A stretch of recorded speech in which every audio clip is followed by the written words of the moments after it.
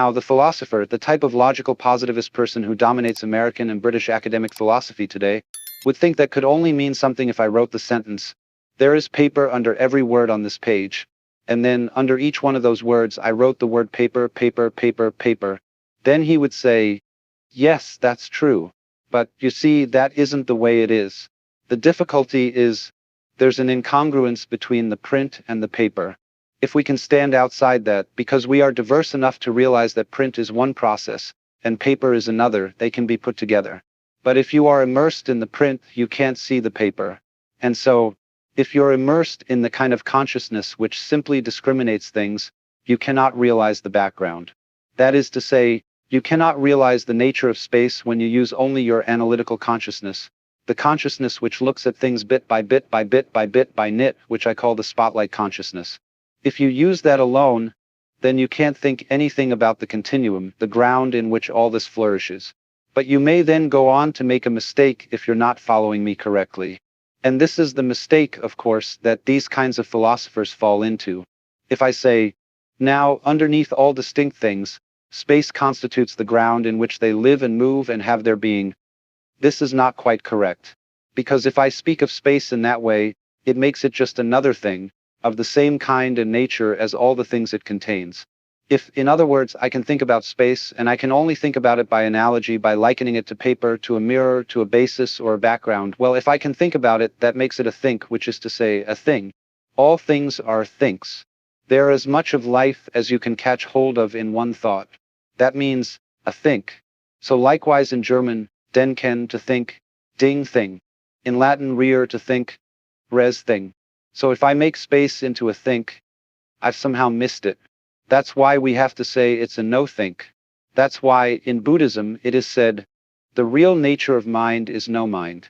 And you realize this in daily life by the fact that when you see clearly, you see everything except your eyes. Except if there's something wrong with your eyes, and you see spots in front of them, that interferes with seeing. If you hear clearly, you don't hear your ears, unless you have trouble, like buzzing. The same way, if you're very healthy physically, you hardly notice your body. Except as a kind of blissful vagueness, which is exhilarating. And if your clothes are comfortable, you don't notice them. This is connected with the nature of a beautifully functioning mind. It doesn't get in its own way. It doesn't think itself. If it thinks itself, it gets in its own way because it's a no-think. No-think is the background for thinks. That's why every attempt to conceptualize the ground of being, whether it's space or God, is idolatrous. And that's why sages of all eras condemned idolatry. To understand the nature of the ground of being correctly, you must not have an image of it.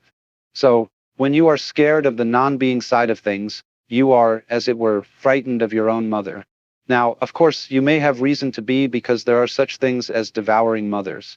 But the devouring mother represents the original horror felt for the unknown. In practice, in human relationships, the devouring type of mother is precisely the person who cannot come to terms with her own unknown. Therefore, she wants to control everything. She wants to see that all the children remain perpetually under her dominance because she can't let go. If she let go, she would become uncorseted and flop all over the place, as it were. She becomes the devourer. But you always conquer the devourer by dropping into it, by faith, in other words. Faith in the sense of trust. I don't mean belief trust. Drop into space and you float. See, this is only beginning to be understood by rocket people as they get out there. And we're going to have, I don't know how the psychology of this is proceeding, but we're going to have an awful lot of people getting out in space and not wanting to come back. Because when you're in orbit, you float. It's a very interesting sensation. They have to follow very strict rules, just as you do with skin diving. When you get to a certain level of pressure, you start floating, and you feel no body weight. You have to absolutely keep your will going. When the watch says a certain thing, up you go. Orders are orders, see? Otherwise, you'll drown. In great delight and bliss. So, the point is, though, that we are, at the moment, looking at space as something to be entered by the tremendous thrust of a rocket. Because that is the attitude of attacking the unknown. That attitude causes us to overlook the fact that we are already on the most magnificently equipped spaceship which could hardly be improved upon. It's got a source of temperature and energy just at the right distance from it. It's beautifully equipped with oxygen, food supplies, and all kinds of delightful things to do while on the journey. And it's traveling through space at a colossal speed. It's called Planet Earth. The art of exploring from planet Earth depends not on conquering space with rockets and bombs, but on developing greater sensitivity to the place where we are. Lao Tzu said, "Without going out of my house, I know the whole universe." Clumsy beginnings of this sensitivity are seen in radio astronomy, which, instead of trying to leap out of the world, stays here and gets more sensitive. Eventually, I feel we should discover that each of us has, inside our heads, a radio-astronomical contraption of great subtlety. The more we use instruments, the more we'll begin to watch a process I will call etherealization. What we presently call miniaturization is connected with this. Miniaturization means that electronic equipment becomes smaller and smaller until what was originally a great box like this becomes a tiny, tiny little thing, a little cell. In the same way as certain techniques advance, all kinds of joining lines, like wires, begin to vanish. See? When radio substitutes for the telephone, all the wires vanish. When the airplane substitutes for roads and railways, all the roads and rails vanish. More and more, we'll find ways of getting rid of the clumsiness of primitive technology. As all this apparatus disappears, we'll find that we're moving in the direction of having it all in our own apparatus. Just like dolphins have sonar and homing pigeons have built-in radar, I think it's all in us. We had to externalize it technologically to discover it within. It's curious how, past the middle of the 20th century, there's strong evidence of a revival in Western philosophy of what used to be called idealism, not in the moral sense, but in the metaphysical sense. That is to say, there's a feeling that the external world is, in some way, a creation of the mind. Only, we come to this point of view with very different assumptions than those held by people like Hegel, Berkeley, or Bradley, the great idealists of the European metaphysical tradition. This new idealism is probably rather more akin to similar trends in Buddhist philosophy, emerging from India around 400 AD. The difference lies in the approach. The way this idea arises today is different from how it arose in the thought of someone like Bishop Berkeley. This new idealism has a curiously physical basis. One might argue, everything you know is in your mind. The distance and the feeling of externality between you and other objects and people are also the contents of consciousness. Therefore, it's all your consciousness. This, of course, creates all sorts of weird feelings. Are things there when I'm not witnessing them? Is there anybody else there? Or are you all my personal dream? One only has to imagine a conference of solipsists, those who believe that they alone exist, arguing about which one of them is really there to make the whole idea laughable. But I want to put it another way. The sun is shining, and there is a person standing. If there were moisture in the atmosphere, there would be a rainbow, but there isn't. So there is no rainbow. If you want to be fair, there is no rainbow if nobody is watching it, you see? Because you must have one of three components, sun, moisture, observer, to have the thing called a rainbow. And what applies to the tenuous, filmy, luminescent rainbow applies equally well to the hardest rocks, the solidest mountains, and the hottest fires. Because all existence is a relationship. It's like the skin of the drum. If it's not there, no amount of hitting a non-existent skin will produce any noise. So, you see, energy, let's look at this. Energy is relationship. We can see the falling fist on the skin of the drum, boing like that, and if there isn't both the falling fist and the skin, no noise, no existence. Existence is not only the impact of rocks on each other. Existence requires always, as its third element, the rocks knocking, the sun and the moisture, the tree crashing to the ground, the sun pouring out electrical energy. But none of these things constitute existence until related to the neurological complex.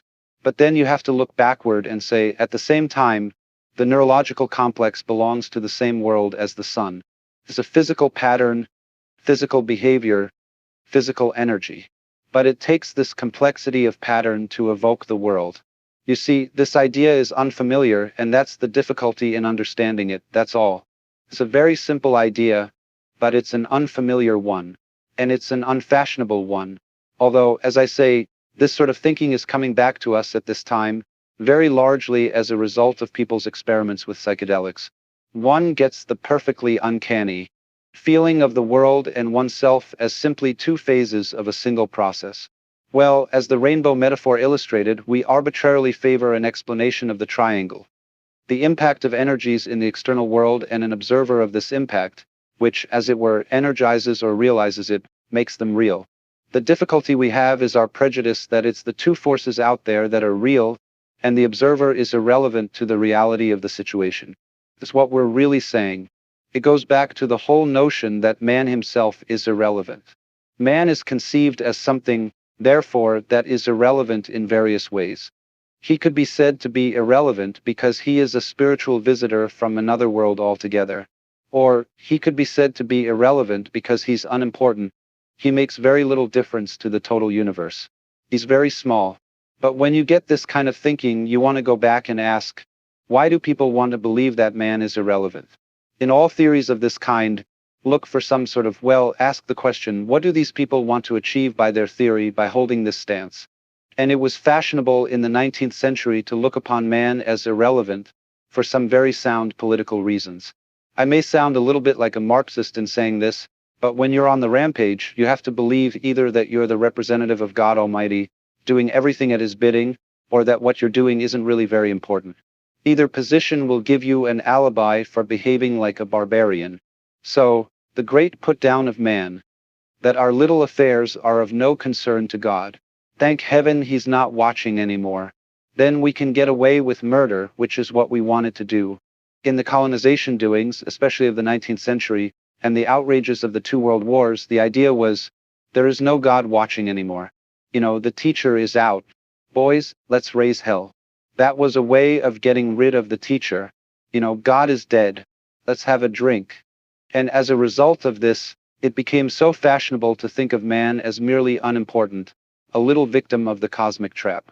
For a while, Western man lost his sense of the dependence of, what the Hebrews used to call the sense of man's position as the head of nature.